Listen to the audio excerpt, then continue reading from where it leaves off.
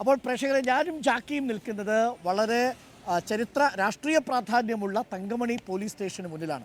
അന്ന് തങ്കമണി സ്റ്റേഷൻ്റെ ചുമതല ഉണ്ടായിരുന്നത് പീരുമേട് CA ആയിരുന്ന ഒരു IC തമ്പാനായിരുന്നു. അന്ന് IC തമ്പാൻ്റെ നേതൃത്വത്തിലാണ് ഈ തങ്കമണി സംഭവത്തിൻ്റെ കഥകളൊക്കെ ആരംഭിക്കുന്നത്. പിന്നീട് അത് രാഷ്ട്രീയത്തെ പിടിച്ചുലച്ചു. കരുണാകരൻ സർക്കാരിന് തുടരാൻ, അതായത് 87 ആകുമ്പോഴേക്കും രാജീവ് ഗാന്ധി വന്നിട്ടും UDF ഭരണം നഷ്ടപ്പെടുന്ന സാഹചര്യത്തിലേക്ക് വന്നു. ഒരാൾ കൊല്ലപ്പെട്ടു, ഒരാളുടെ 2 കാലുകളും നഷ്ടപ്പെട്ടു. അതാണ് തങ്കമണി സംഭവം അവശേഷിപ്പിക്കുന്നത്. വ്യാപക പ്രചരണങ്ങളുണ്ടായി, സ്ത്രീകളെ അടക്കം ഉപദ്രവിച്ചു എന്നൊക്കെയായിരുന്നു അന്നത്തെ പ്രചരണം. നരനായാട്ട് എന്നാണ് പറഞ്ഞത്. തങ്കമണി സംഭവം എന്ന പേരിൽ അറിയപ്പെട്ടത് അതാണ്. അപ്പോൾ നമ്മൾ തങ്കമണിയിൽ നിന്ന് നമ്മൾ ഇന്നത്തെ ഈ വാർത്തായാത്ര അവസാനിപ്പിക്കുന്നു.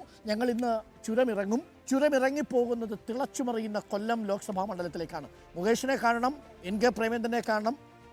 BJP സ്ഥാനാർത്ഥി വന്നിട്ടില്ല, അതുകൊണ്ട് നമുക്ക് അദ്ദേഹത്തെ കാണാൻ പറ്റില്ല. അപ്പോൾ കൊല്ലത്തെ വിവരങ്ങളൊക്കെ നമുക്കറിയാം. ഇപ്പോൾ MV നികേഷ് കുമാർ നമുക്കൊപ്പം ചേരുന്നുണ്ട് തത്സമയം. ഇനി ബ്രേക്കിംഗ് അവേഴ്സിൻ്റെ സമയമാണ്. MV നികേഷ് കുമാർ ചേരും. MV Nikesh Kumar, very good morning. ഞങ്ങൾ ഇടുക്കിയിൽ തങ്കമണിയിലാണ്. 1986 ഒക്ടോബർ 21 അന്ന് ഈ തങ്കമണി സംഭവം ഉണ്ടാകുമ്പോൾ എനിക്ക് തോന്നുന്നു MV നികേഷ് കുമാർ കോളേജ് പഠിക്കുകയായിരുന്നു തോന്നുന്നു, അല്ലേ? തങ്കമണി സംഭവം വലിയ ചരിത്ര പ്രാധാന്യമുള്ള ഒരു സംഭവമായി മാറിയല്ലോ. അന്ന് UDF ഭരണം നഷ്ടപ്പെട്ടു.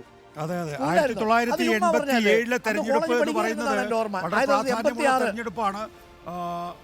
മുസ്ലിം ലീഗ് ഇല്ലാതെ ഒരു ഭരണത്തിലേറാൻ കഴിയുമെന്ന് ഇടതുപക്ഷ ജനാധിപത്യ മുന്നണി തെളിയിച്ച ആദ്യത്തെ തെരഞ്ഞെടുപ്പ്. അതിന് ഈ തങ്കമണിയൊക്കെ വളരെ വ്യാപകമായി ഉപയോഗിക്കപ്പെട്ടിട്ടുണ്ട് തെരഞ്ഞെടുപ്പ് പ്രചരണത്തിൽ. ഈ 86 ഈ ഒരു കാര്യം കൂടി ചോദിച്ചു, പ്രേക്ഷകനോട് ചോദിച്ചു, നികേഷ് കുമാറൊക്കെ ഈ രാഷ്ട്രീയ കാര്യങ്ങളൊക്കെ ഇത്ര കൃത്യമായിട്ട് ഓർമ്മിച്ചെടുക്കുന്നത് എങ്ങനെയാണെന്ന് ചോദിച്ചിരുന്നു. പഴയ കാര്യങ്ങളെ 1986 MV രാഘവനെയാണ് പാർട്ടിയിൽ നിന്ന് പുറത്താക്കുന്നത്. എനിക്കത് ഓർക്കാതിരിക്കാൻ കഴിയില്ലല്ലോ. കറക്റ്റാ. അന്ന് സ്കൂളിൽ പഠിക്കായിരുന്നോ കോളേജിൽ പഠിക്കായിരുന്നു? ഞാൻ സ്കൂളിൽ പഠിക്കുക. ഓക്കെ, എന്ത് ഞങ്ങൾ വിശ്വസിക്കാം.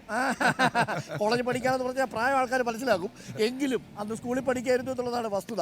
അപ്പോൾ താങ്ക് യു.